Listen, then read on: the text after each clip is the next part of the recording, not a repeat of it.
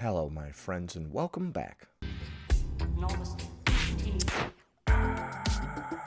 Today, we're going to be taking a look at a clip of someone complaining that airplane bathrooms are too small. We've heard plenty of complaints about seats on the plane being too small in the past. This is the first time I think I've heard someone specifically complain about the size of the bathrooms. We're also going to be taking a look at a couple bonus clips, including one where someone says your favorite pop stars can't put on good performances at concerts anymore because they're all on Ozempic and have no muscle. And another clip where someone says your perception of obesity is wrong, so be sure to stick around until the end. Before we proceed, please click the like button so that I may apply comb to mustache.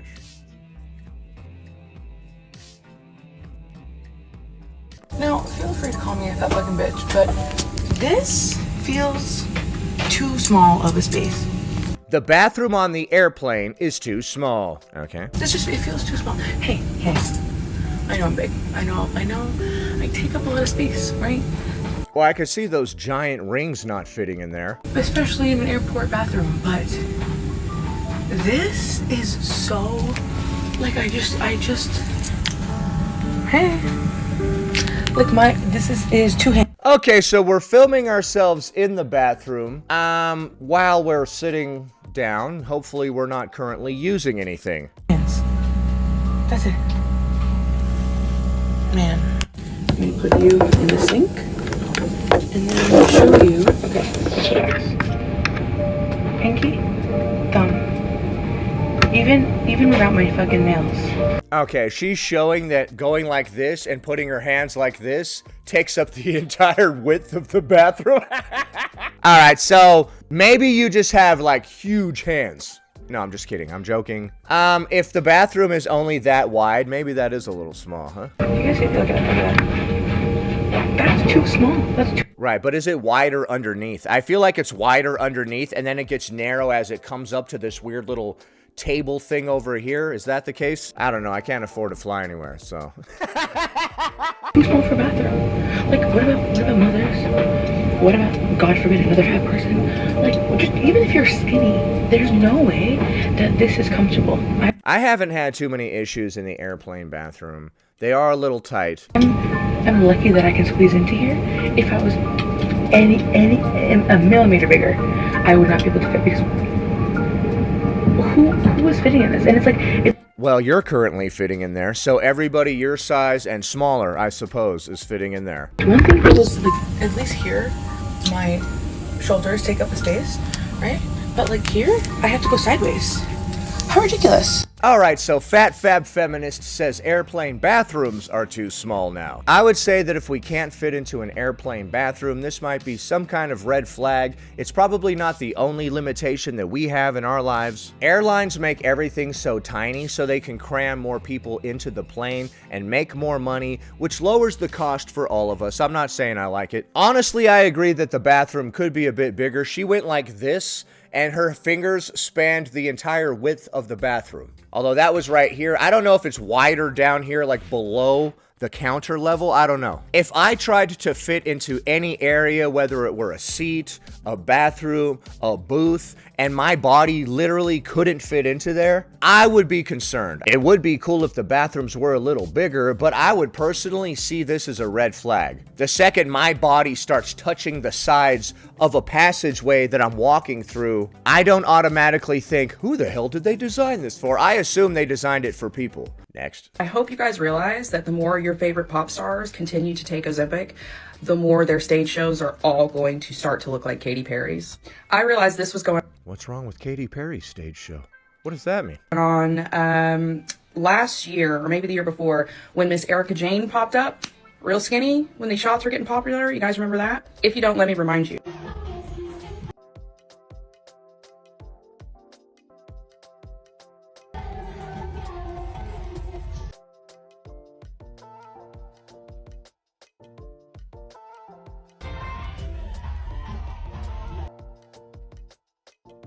Yeah, I remember seeing those clips, and there were worse ones. I couldn't find the really bad ones, but I remember seeing the clips from her stage show and watching her movement and being like, she doesn't have the muscle tone to perform. Because of Ozempic? All of her muscles wasted away? She doesn't have the muscle tone to strut around in 6-inch heels because that takes muscle. It takes muscle to perform. And she lost all of her muscle by taking Ozempic. Okay, I've heard that some muscle wasting can happen on Ozempic, but I didn't know it could get this bad. It can affect your dancing performance? All my dancing muscles withered away, now I'm just flopping around like a fish out of water? Standing in one spot? Honestly, her performance is kind of lackluster, if we're being real, but I don't know if I'm blaming it on the Ozempic. To walk around She's kind of just going like this. And I'll be gosh darned if Katy Perry's videos, I wanted to call them rehearsal videos, but it's not, it's the actual show. I'll be gosh darned if they don't look just like Erika Jayne's really bad stage show. You'll be gosh darned? You better watch your mouth, young lady. I'm sorry. I'm being a friggin' dork. Okay, so she thinks this crappy dancing is the result of muscle wasting because this person's on Ozempic. So either they had the same choreographers, which is possible, or neither one of them had the muscle to perform the way we're used to them performing. That's what you get from that. When you see somebody put on a crappy performance and they don't dance that great, you're like, they don't have the muscle to dance from the Ozempic. That's a very strange conclusion. Maybe they just suck at dancing, you know? Like, don't assume that I'm on Ozempic when you see me dancing poorly. I just suck. Like, man, look at Cynical. He can't dance for shit. He must be on Ozempic. Look at those moves. He can't even move his muscles. My God. Jesus Christ. What? Oh, yeah, I'm on Ozempic. That's why I can't dance. I don't just totally suck ass at dancing or whatever. It was the Ozempic. My muscles wasted away.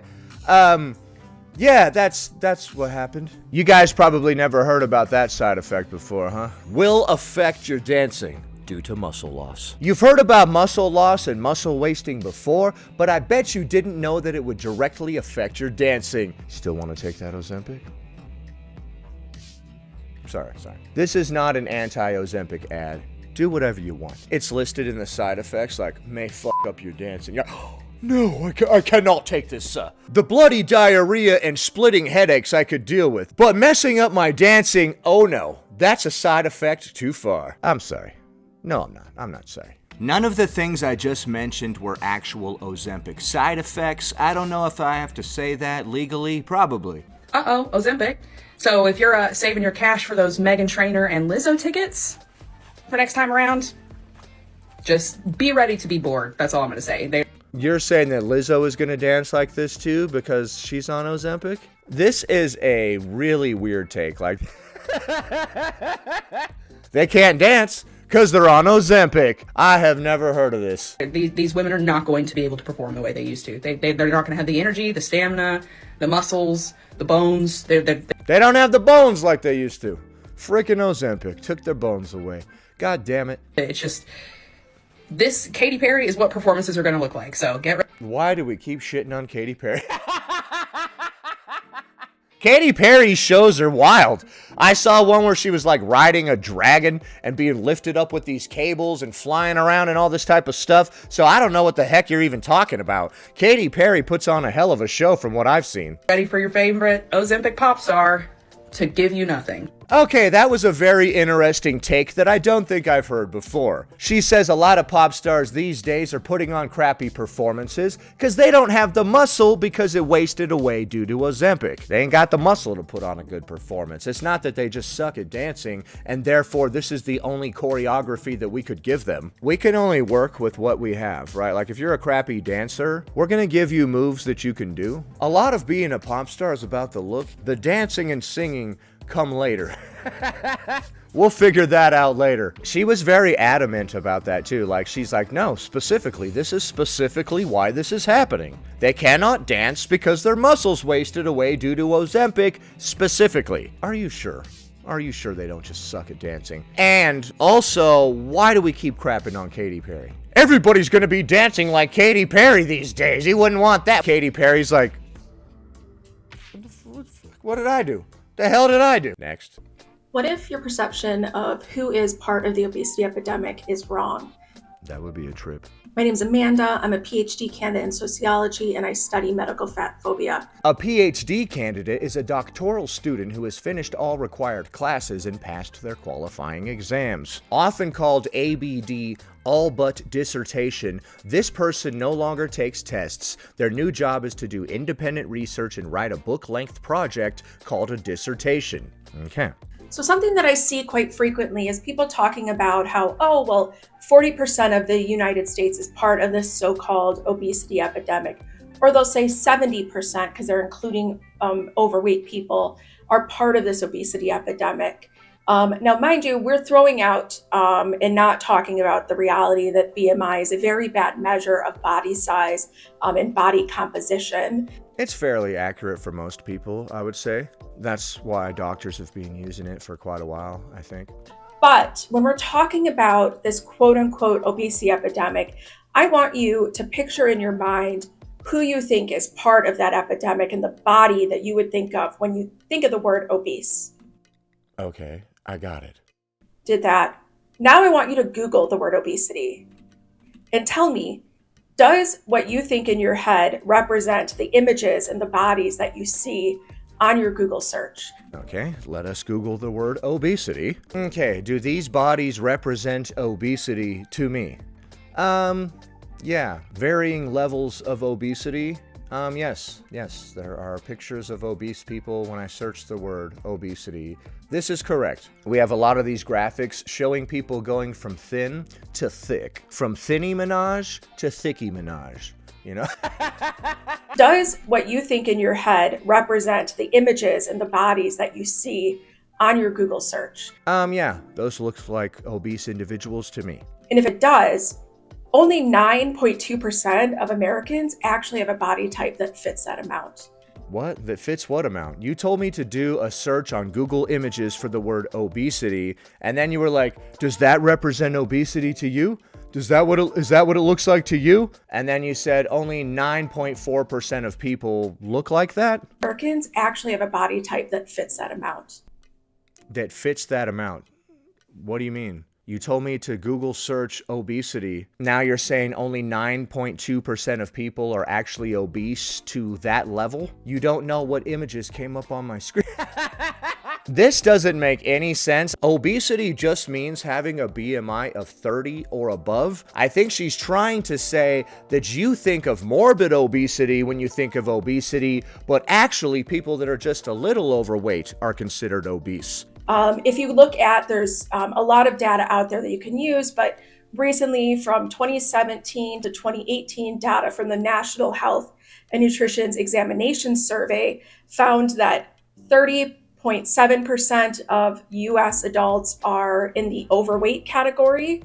42.4% of US adults are in that obesity category.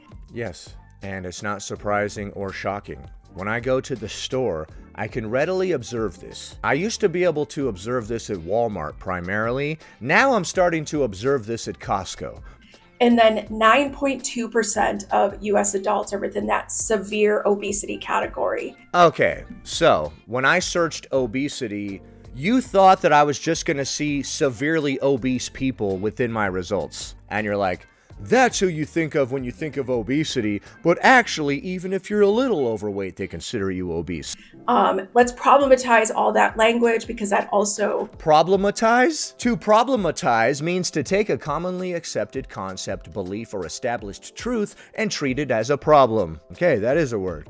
Well, I'm a moron, huh? Is really pathologizing individuals when disease may not be there.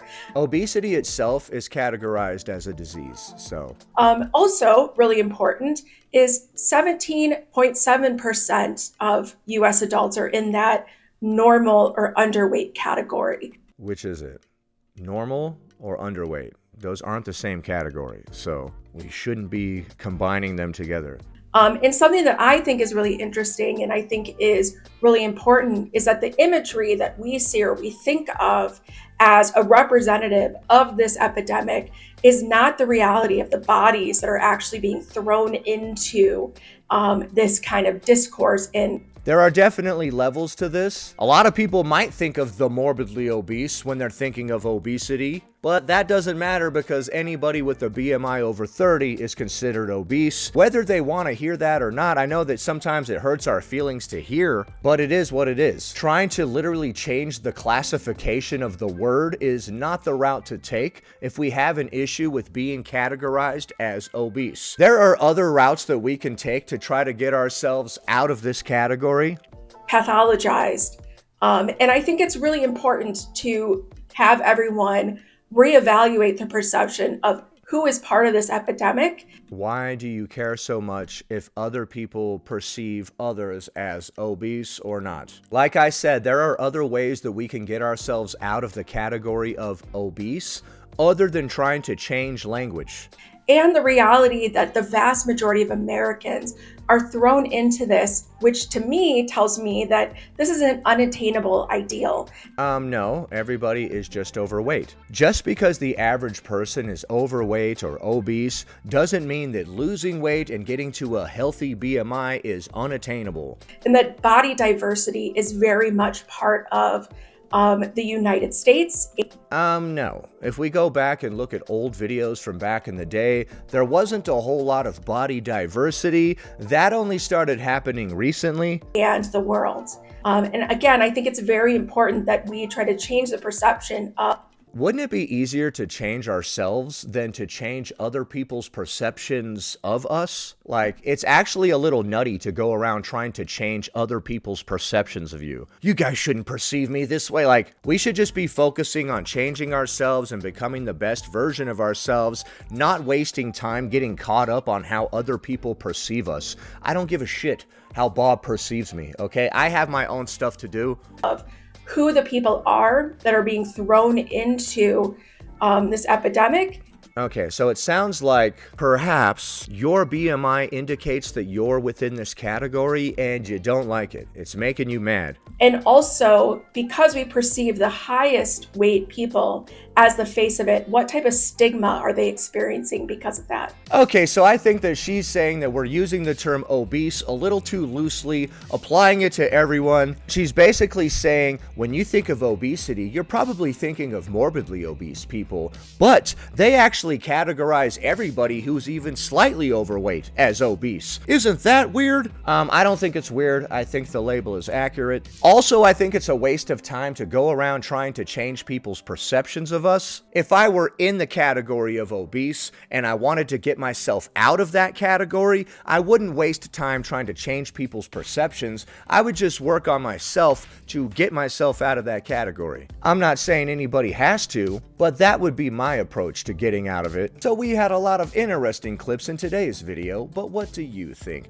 Do airplane bathrooms need to be bigger? Is Ozempic causing the muscles of pop stars to waste away so that they can no longer put on good performances? And is the term obesity thrown around a little too loosely? Leave a comment below. Happy Tuesday, everybody.